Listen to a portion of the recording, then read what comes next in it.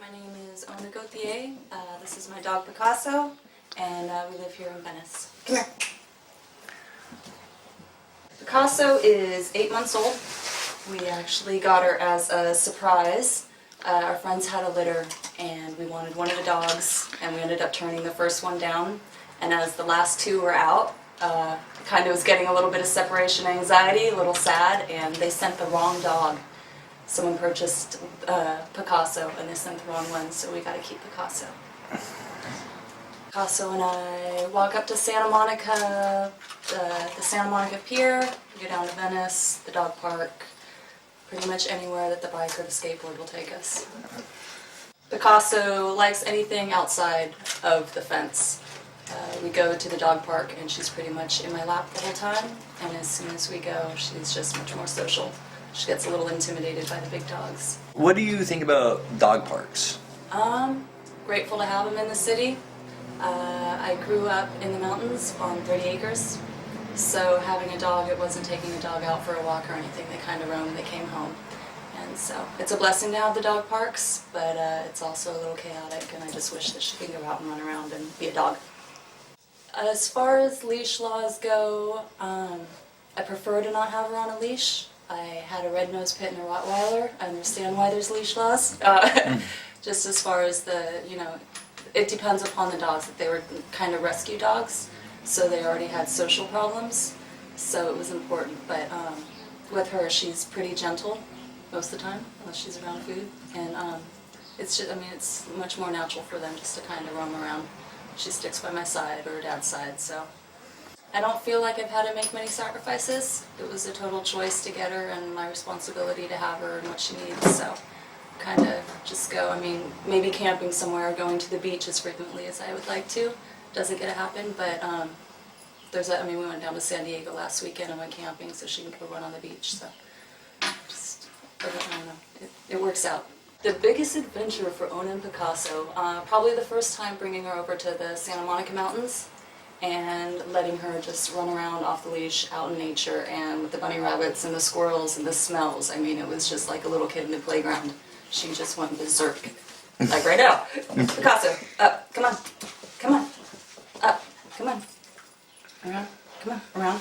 It's exciting. It's just like sitting back and watching something natural occur. It's weird.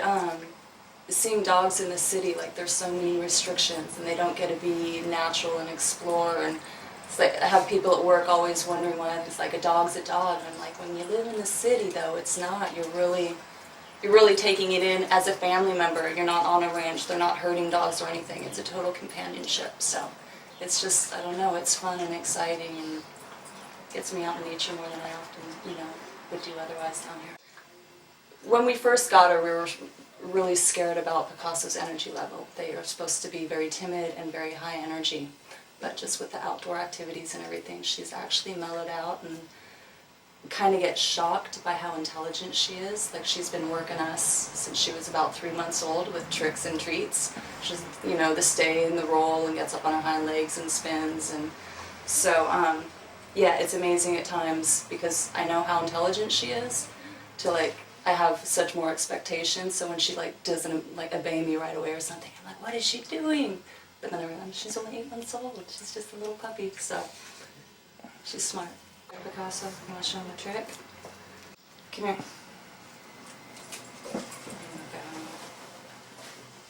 Come here. Sit. Come here. Come on. Sit. Down. Over. Oh, we're gonna hit our head. Sit. Down, down, over. Oh, good girl. Good girl. Come on. Come on. Oh. So we try to wear her out that way. So.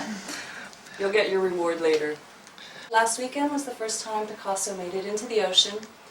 She likes to bite it. She got a little scared when it went up to her tummy. So then she came back in. But we never get her in the ocean here. It's either too late at night or too early in the morning, too cold, so maybe this summer we'll be able to. Picasso, sit. Hey, sit down. Sit. Good girl. I think the biggest misconception is the relationship or the bond that you actually get. My brother is allergic to pets, and so I've experienced that personally, where it's like the dogs have had to stay outside at times, or I can't go to his house because I have dog hair on me, and he really relates to it as an animal, like distant, and it's really sad because there's so much love and so much fun that he's missing out on. And now with Picasso, though, he's kind of like, she looks really fun, you know, like you guys seem to go out and do a lot of interesting things, but I don't think he's been able to relate to it. And I don't think he even has the desire to, you know, he's got his kids and things like that, so. Biggest grievance that I remember is down in Venice at Windward Circle, and there's some people that go out, not the skateboarders, but some of the rollerbladers, and Picasso was off the leash, and the lady just got extremely upset, and there's a leash law for a reason, if the dog runs under my skates, and which I understood, but it's like, relax. Enjoy, just be in the moment for a moment, you know? Like, it's a dog. Maybe she needed a dog. So. Come, hey. Come. Come here. Come on.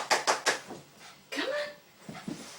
One of the, or actually quite often the scariest moments with Picasso is when she's been off the leash probably until about 6 months old. Because we always are playing around, so she'll run out of the house and she'll just bolt. And then the cars just speed down the alleyway and I'm just like, Picasso! And she'll sit there and she'll run up to me and she'll stop like just an arm reach away, and I'll go down and try to pet her or something, and she'll just bolt away. But she hasn't realized what cars are or anything yet, so it's like really training her to be aware of the cars or the noises is probably the most consistent fearful thing. So people don't care, they just fly by. Sit down. Sort of like living in the city with a dog is, you have to be trained, you have to retrain yourself a little Slow bit. children to play. So, absolutely. The most important thing for people to realize about getting a dog, especially if they're inexperienced, is really finding the dog that matches up with them. Aggressiveness, one-on-one companionship to a family dog, definitely level of energy, the intelligence, like what you really want it for. I mean, lap dogs compared to like a retriever, compared to a Akita, you know, it really depends on what your lifestyle is like and how much time you're going to spend with them. What kind of dog would I be? Probably an Akita. I was raised with Akitas. I've probably had about 10 of them.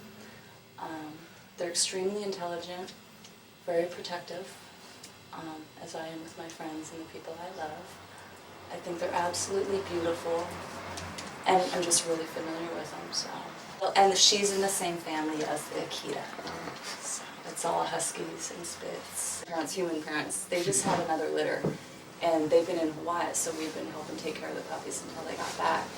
But it is amazing to see the energy level between her and how much she listens to what we say, and I mean, she's just by our side. And those dogs just have a lot more energy. They don't feel comfortable because of all the diseases and everything being them to the dog parks and stuff, so they just get their walks. But she is so much more mellow, and just everyone's like, it's the most mellow American Eskimo I've ever seen. So, who was it? I think someone at the dog park, they had just gotten a rescue dog that had been hit by a car, and he's really trying to work with them to train them. But as far as like positive reinforcement to negative reinforcement, like when a dog does something bad, you can tell them no, but you can't get upset. And all you're supposed to do is just like really be supportive of the good behavior that they do within that time period. So I had somebody, the guy who sold me Cosmo, trying to teach me how to raise him, and then I had to eventually kick him out of my life. Right, that guy, because I was like, he was all, no, you gotta hold your dog down. He gets his dog and holds it down, and I hold, and I was like, he's like, hey, show him who's in charge, and I'm like holding my dog down. Well, he knows who's in charge. You know what I mean? And, I supply the food. yeah. I was like, I don't have to do this. And some people, you know what I mean? They really try to tell you how to raise. It's like trying to tell you how to raise your child, and you're like, I think I know what's figure it out. Yeah. best for my doggy. You know what I mean? My boyfriend with her, he's definitely the man, and he, you know, it's just like the way that he like reprimands her or something.